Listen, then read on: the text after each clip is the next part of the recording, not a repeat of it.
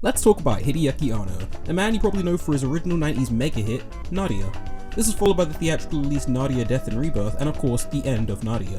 The name of his other series escapes me, but I don't remember it being anything particularly special. Anyway, in 1998, after having made this incredible name for himself, Anno was tasked with adapting a story for the very first time, a slice of life comedy no less. I don't know who the hell talks him into this, but just because he's adapting someone else's source material doesn't mean he can't infuse it with his penchant for in-depth character study and detailed interpersonal relationships. Kare Kano no Jijo, or His and Her Circumstances, or Kare Kano, or Bear in the Big Blue Gainax, or whatever you want to call it, follows the image-obsessed Yukino Miyazawa tirelessly working to maintain a perfect reputation in her school. She's the smartest, prettiest, kindest, most diligent little sweetheart in public before reverting into a narcissistic, calculating slob when she gets home. She's in constant pursuit of praise and to be recognized as the best by everyone around her, but she slowly realizes that all she's really doing is building walls around herself. By working so hard to put herself above others, she ends up isolating herself and failing to actually make any meaningful connections with her peers. Next up we have Soichiro Arima, who at first seemed to have all the personality traits that Yukino is pretending to have, but his story cuts a lot deeper. Born to two neglectful and abusive parents and an extended family that berates and villainizes him, Arima was raised under the mindset that he had no value and could never amount to anything. The only people that have ever shown him any love are his foster parents, which isn't enough to rebuild his shattered sense of self-worth. His desire to become a perfect, honorable person stems from his longing to distance himself from the family that abandoned him. His ultimate fear is rejection, and he keeps his emotions hidden deep within his psyche. Arima finds himself questioning whether the people in his life really care about him, or if he's actually capable of becoming a good person and making real friends. After being told something enough times, you're eventually gonna believe it. Yukino and Arima's relationship begins as a petty rivalry, but develops into a sense of camaraderie. They can recognize each other's wounds and relate to each other's loneliness. They slowly find that they actually enjoy each other's company more when they're being themselves, and after spending some time together, it becomes clear that they'd both be significantly happier if they were honest with people. Both Yukino and Arima choose to abandon their pursuit of perfection after they realize how shallow their understanding of perfection is. All they were really doing was behaving the way they felt other people wanted them to, which had an adverse effect of making them less happy and interesting. When Yukino starts spending time with other people, she realizes that they've actually been spending time developing their own talents and passions, while all she'd been doing is developing her image. All of this is explored in detail within the span of about 6 episodes, while never failing to be engaging and enjoyable.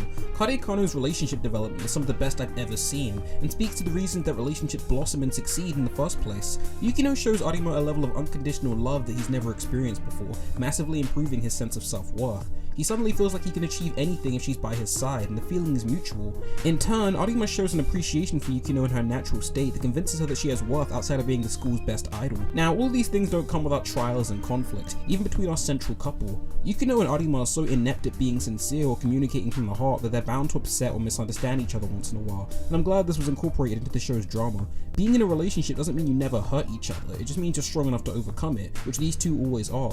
The show does throw occasional external obstacles at the duo, such as disapproving teachers or salty childhood friends, but to me all of the internal conflict is where this show's writing really shines.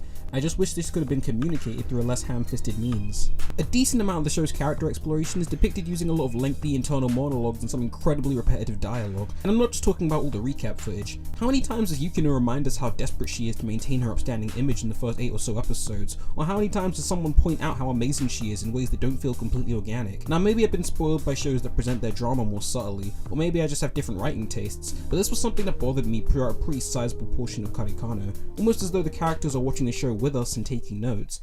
However, this also means the series is very thorough in its storytelling and presentation. Every plot point and situational event seems to serve a larger purpose in the narrative moving forward, with an excellent sense of pacing and progression regarding the main couple. Each new character introduced is given a decent amount of screen time and development, making all the relationships and character dynamics feel real. That doesn't necessarily mean I find them all equally interesting, but it's definitely appreciated. Having Arima disappear for the summer in episode 11 was taken as an opportunity to develop Yukino's relationship with her new friends, reminding us that there is much more to her growth as a person than Arima alone. It doesn't sound that important, but it really does go a long way towards making her more well realized and three-dimensional, and this level of detail is maintained for a healthy amount of the cast.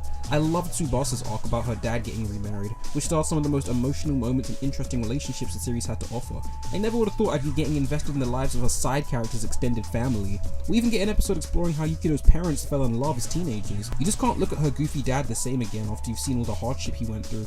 All these stories are relevant to the central theme of collaboration and unity, people relating to each other's flaws and completing each other. Now that's not to say Kare Kano was some constant emotional tour de force. It definitely makes a lot of room for several dashes of comedy, which is pretty great stuff. The characters' chemistry is so tight and they play off each other in such humorous ways that it can be super entertaining just listening to them bantering with each other, which is backed by excellent voice acting. I've said before that a crucial facet in a comedy series for me is a tight vocal performance and delivery, and thankfully Kare Kano sports some very fun and lively performances, especially Atsuko Emamoto as Yukino. I can't say I'm a particularly big fan of the show's aesthetic. Kare Kano's visuals tend to transition between pretty detailed shoujo art to convey the emotional gravitas of certain scenes, and goofy, super deformed art for more comedic ones. Now this in itself is perfectly reasonable, but there are plenty of moments in which the show loses a large amount of its detail, with characters and backgrounds being drawn kinda jerky and abrasive. A lot of the character designs can kind of blend together depending on the framing and detail of the scene. It doesn't help that the character artwork isn't nearly as striking or memorable as Anno's other shows. It's the inconsistency that really bothers me. While some moments can be so emotionally charged and electrifyingly intimate like what we see throughout most of episode 18, other scenes can be outright ugly, with a jerky and convulsive sense of pacing. It's a mixed bag for me overall, and the animation definitely hasn't aged as well as Nadia or Evangelion Top. Speaking of episode 18, this is a moment where all the stars seem to align for Kare Kano, and it pulls out all of its best tricks to make it as special an episode as possible. Like I mentioned earlier, having Arima leave for the summer was actually an excellent way of increasing his presence in the minds of both the audience and Yukino. During his absence, the show started covering other ground and developing other characters, but the more time that he's away, the more the viewer anticipates his return, which makes it all the more effective when he and Yukino eventually reunite. At this point, the characters' progress is well defined, and their chemistry is so tight that they can notice when the other is acting unusual just through their body language alone. As Yukino notices all the changes in Arima and how much she enjoys his company, she realizes that she's fallen deeper in love with him than she thought was possible, and vice versa. All their increased physical contact jumpstarts their sexual urges, and oh my god, they're actually going through with this, aren't they? For my money, episode 18 is an amalgamation of all of the best things that Kare Kano brings to the table, and was the moment that I finally started considering this one of my favourite romance shows. Then, episode 19 happened, sending the show into a proverbial tailspin that it never fully recovered from.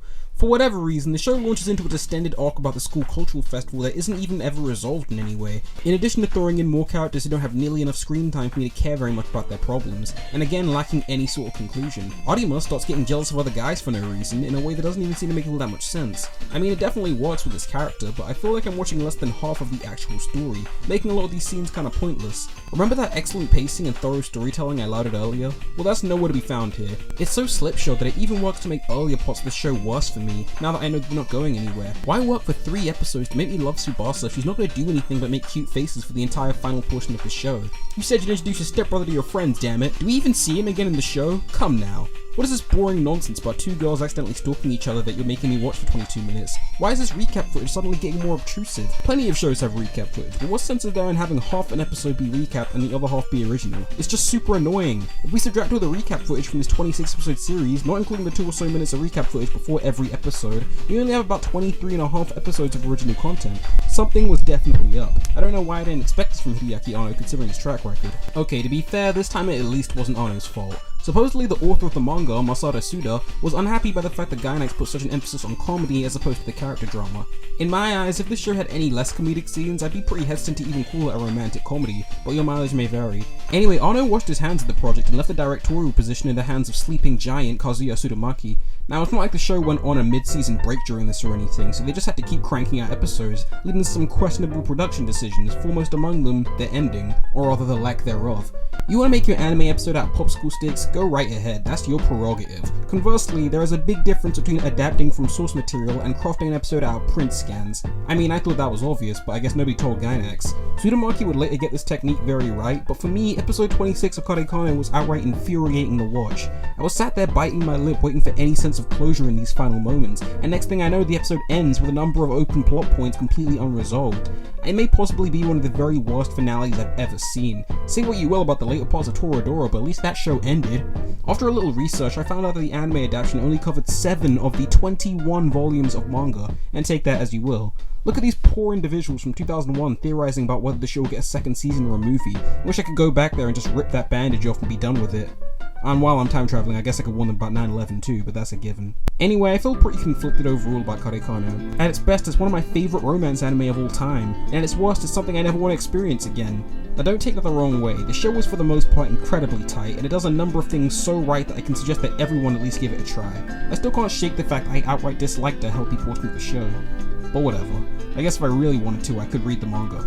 Oh wow. Never mind.